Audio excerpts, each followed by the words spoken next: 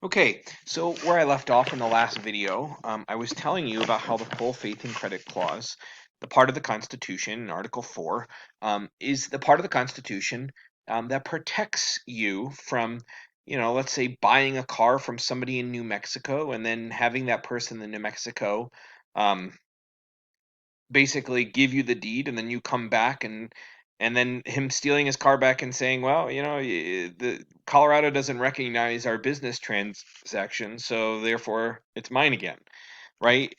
It's what allows you to get married in Hawaii. It's what allows you to get arrested in a different state and have that show up in your record in your home state, right? This part of the Constitution basically ensures that states have to engage with each other as well and must recognize the legal agreements entered into in other states. This part of the Constitution was actually pretty instrumental in forming the court's opinion that ultimately resulted in the allowance of gay marriage, right? Which was certain states started allowing it, and then the full faith and credit clause became a real arguing block for those looking to expand this right for LGBT people that basically said, hey, if I can get married in Vermont, then I can't go back to Alabama, and Alabama says I'm not married. That's not how this works. And so ultimately, this clause became a foundational part of defeating that Defense of Marriage Act and allowing for marriage between a man and a man or a woman and a woman. Continuing forward, let's also talk about extradition agreements. You may have seen this if you watch, Law and Order or crime movies. But basically, if I, do something, if I commit a felony in the state of, Iowa and then flee back to Colorado, right? Iowa's going to basically say, hey, Colorado, go ahead and arrest him and then ship him back to us, right? That's an extradition agreement. And so this agreement, we have these agreements with other countries too, but basically states must surrender a person back to the state where the crime occurred, right? They don't have an option, right? Colorado can't look at that and say, he's a major political donor in Colorado. We really like him. He's a big shot in the state, so we're not going to arrest him and send him back to you, Iowa. He's staying here, right? Not an option, right? Extradition is a constitutionally mandated agreement that states have to honor to each other, right? Under a federalism model. So it's not just up and down between government layers, it's also side to side. We see privileges and immunities, right? This basically privileges and immunities is pretty critical for the running of a national economy. It's what basically prohibits discrimination against people not from your state. So, let's say, for example, I am visiting Yellowstone National Park and I get robbed. And so I call the police up in Montana, and the police say, sir, you're not a Montana resident, so we're not going to help you out here, right? That's not possible. You can't discriminate against non-state residents. That basically, as a out-of-state resident person, I have the full privileges and immunities that go along with that state. Um, it's why I when with charging sales tax, uh, I can't then if I own a business, I can't say, please show me your license when I'm ringing you up. Oh, you're from Kansas? I'm going to charge you, 12% sales tax because that's what the state of Colorado tells me to do to Kansas residents. That's not allowable. The exception to this has been, can you think of it? What's one privilege that states generally afford to their own residents that would not be offered to other residents? I'll tell you, hint, hint. Um, how does this relate to you and something that's going to be coming into your life here in the next year or so? Answer: college, right? Like I can offer in-state tuition to my state's residents. The courts have generally allowed this as an exception to the rule, basically rewarding local taxpayers and state taxpayers who have funded in-state tuition or in-state university systems. Um, and so Yeah, so voting is another one, right? Like I can't say, actually, I really would like to vote in New Mexico this year and go down there and be like, I'd like to request to vote in New Mexico, and New Mexico says, I'm sorry, you're not a New Mexico resident. I can't sue them and say, that's a violation of the Privileges and Immunity Clause and the Constitution. No, voting and in-state tuition or all that are exceptions to this Privileges and Immunities Clause. Moving on, let's just talk a little bit about how federalism has evolved since the beginning of the United States to where it is today.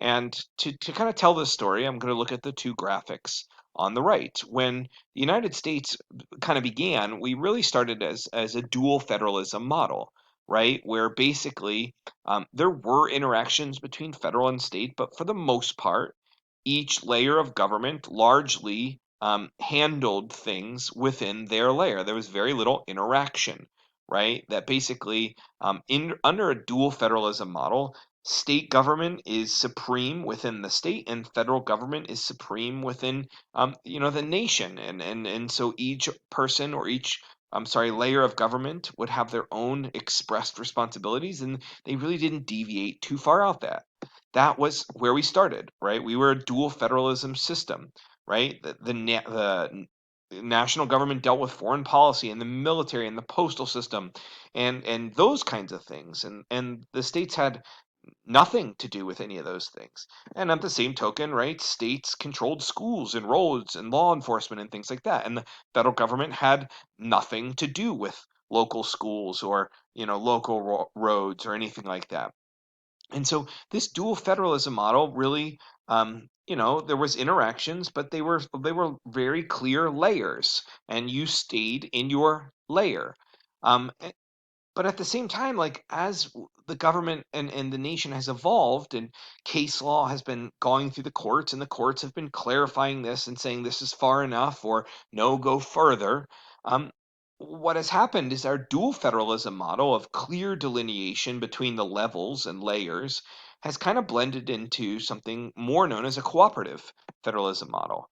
And so, in under a cooperative federalism model, right, like powers are largely shared and there's great interaction, right? So, like, after Hurricane Katrina, right, you saw the Louisiana state government and the federal government and the city of New Orleans all dealing with public safety and disaster response. Um, you see that for COVID, right now, which is the CDC and the federal government are issuing guidelines, but so is, the state Department of Education and the state Board of Health, and so is El Paso County Health Department, right? And so, under a cooperative federalism model, powers are much more blended together and they are shared, right? Um, Education is really a place where this is exemplified. What started as, for a long time in our country, education was almost entirely controlled by the states, and the federal government stayed out of it.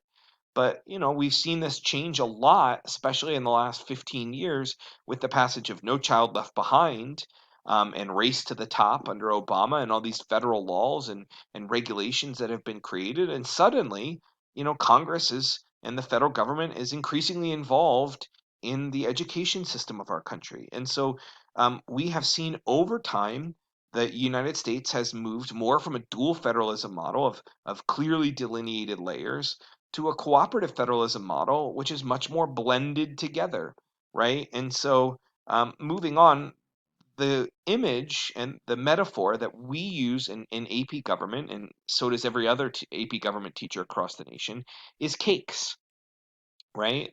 Dual federalism is the layer cake, right? It's on the right, right? In a layer cake, you can clearly see the different layers, right? There's the frosting, and there's the cake, and then there's some frosting, and then there's the cake. And each of these layers would kind of represent different levels of government, right? Like local, county, state, federal. And so these layers don't really bleed into each other.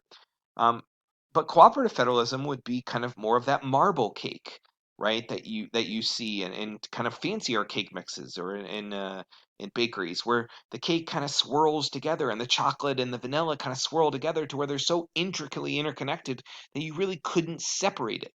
Under a layer cake, it's perfectly plausible for somebody to say, I really only like frosting, and they can cut off the layer and access the frosting. Under a cooperative federalism model, right, where the marble cake is so intermingled that you cannot separate them.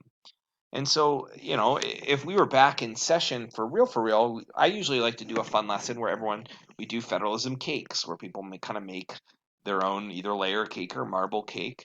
But let's look specifically at cooperative federalism because we're going to look at over the next 2 days, specifically look at how grants work, right? Because money and grants are really where we see cooperative federalism exemplified the best. Remember, cooperative federalism is states and local governments and the federal government kind of intimately connected, working together. So how does it work? Well, like I said, like the biggest thing we see cooperative federalism in action is in cost, right? Like the federal government and the states will oftentimes join together to finance projects that are believed necessary, right? So uh, usually under cooperative federalism model, the federal government will issue a grant or issue money to cities or states to complete certain tasks, and as long as cities and states put up the rest of that money, right? We see it a lot in highway construction. We see it in, building new wastewater treatment plants. We see it in, development of high-speed internet lines in rural communities, where the federal government comes in and says, "We think this is necessary. We'll give you some of the money. You give some of the money, and we will work together in order to fix this or solve this or build this thing." And so, oftentimes, under this cooperative federalism model, um, in order to get the federal funding, you have to kind of basically deal with the strings that are attached to it. So the federal government says, we'll give you all of this money to build and renovate your state highway system, right? We know that I-25 is a giant traffic jam around Larkspur every time on the way to Denver. We don't think that's good for the economy of Colorado and the economy of our nation. And so we want to get rid of that traffic jam. So we'll give you money to expand I-25 from 2 lanes to 3 lanes. You're going to have to put up some of the money, maybe 20%. We'll cover 80%. But in order to get that 80%, right, what famously happened, this is the most famous example, but it happens all the time in less famous ways.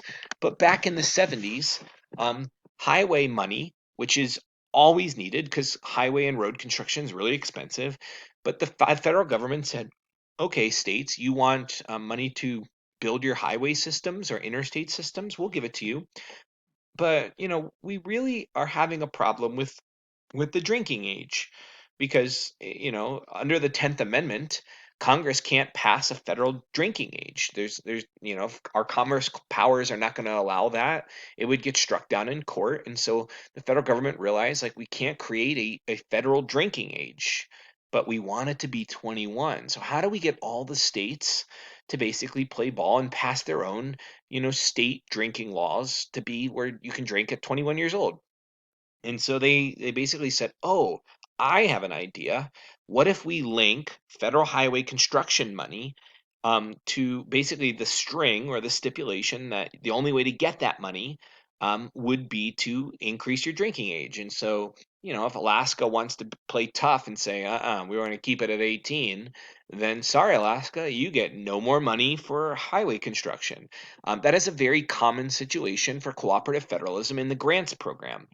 We also see cooperative federalism work where cities and states and federal government will share the administration of certain projects, right? We see this, basically for the creation of